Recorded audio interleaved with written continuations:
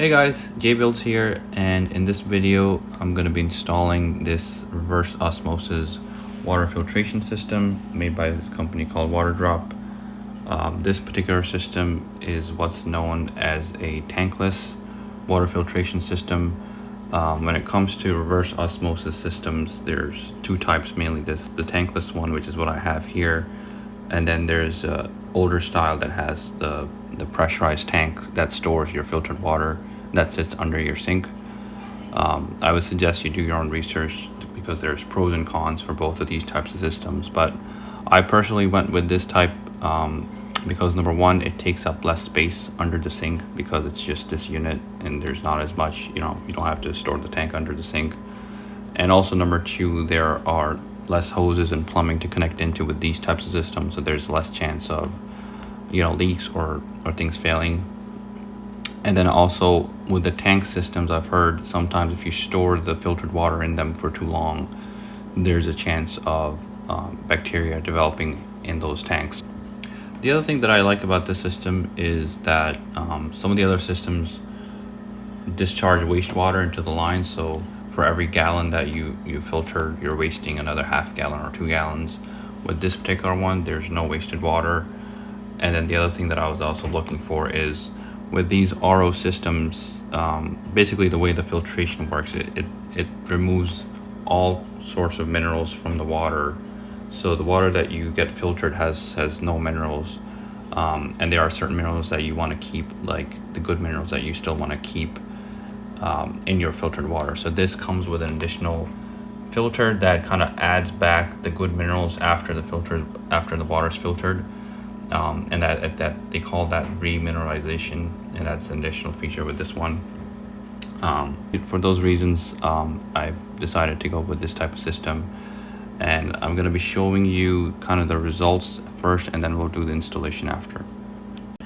Basically, the way the installation is, there's 3 main hoses that you have to connect. This one basically taps into your cold water supply, and it plugs into up here to the filter system. And then it comes with its own faucet that you would install at the top of your sink that would basically dispense your cold filtered water. So this hose here connects to the faucet that they provide, and again plugs into the filtration system. And then this red hose is for the discharge that will go into your drain, and they provide a connector for that as well. Okay guys, so before I go into the installation, I want to show you the end result. So what I have here is called a TDS meter. Stands for total dissolved solids, and basically it gives you a reading in parts per million of kind of the amount of solid material that's in your water. So it gives you a kind of rough idea of how effective your water filter is. So this is my tap water. This is the water from this pure water pitcher, and then this is the reverse osmosis filtered water.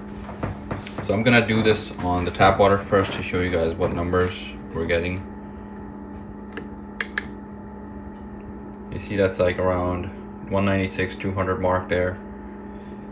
And now if I move on to the pure water pitcher, that one's also basically around the same mark, 196 exactly. So there's really not much difference or any reduction between the tap water and the filtered water. And then lastly, this is the RO water, and you see that's only 32, and that's only because we're actually adding, because I have the mineral filter adding more minerals to the water. So if I actually didn't have that, this would be very close to 0. So you can see the difference here is pretty significant in how effective this unit is in filtering the water. Alright, so the first thing you want to do is clear out the bottom of your sink, and then we're going to turn off our cold water supply. And then drain out any water from the sink. So my faucet, instead of drilling a new hole for the clean water faucet, I'm just going to remove the soap dispenser and get rid of it and install my faucet here. But if you did not have this available, you would have to maybe drill a hole. Maybe you could, some people do it in the corner or the other corner, whatever's available, but that's something that you have to account for. Okay, so I just finished installing the base of the faucet.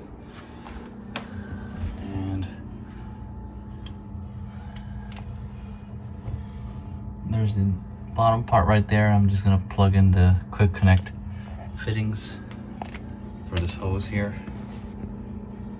Okay, so I just finished installing the drain pipe here.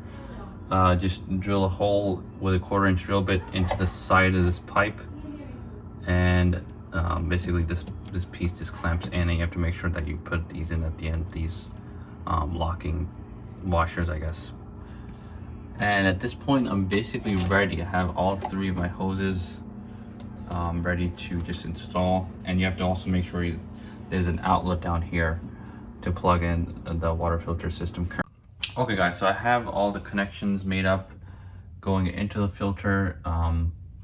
Make sure you use the lock washer things that go underneath each of these connections. And then I also installed the mineral filter here. Also keep an eye out when you put this one in that it has in and out labels on each side. So coming in from the water filter into the mineral filter, and then out to the faucet at the top. And I also have my outlet installed here.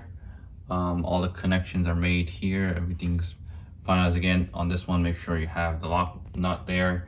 And then I have my faucet installed, ready to go here. So when you first plug it in, the instructions do say to leave the unit on. It's gonna flash the lights. Okay, so here's the unit, just plugged it in. You can see the initial light flashes for about 30 minutes according to the manual. So I'm gonna let this run for a half hour and then come back to it before I start using it. Overall, I'm very happy with how everything turned out. The total installation took me about 2 hours from start to finish.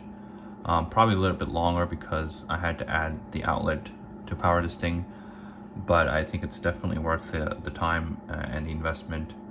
The other thing also, the filters on this thing, there's 2 filters. This one I believe is good for 2 years. Actually, no, this one is good for 2 years, and this one is good has a lifetime of a year, and then the mineral filter also has a lifetime of a year. So that's the end of it. I'm very happy, like I said. Let me know if you guys have any comments or questions.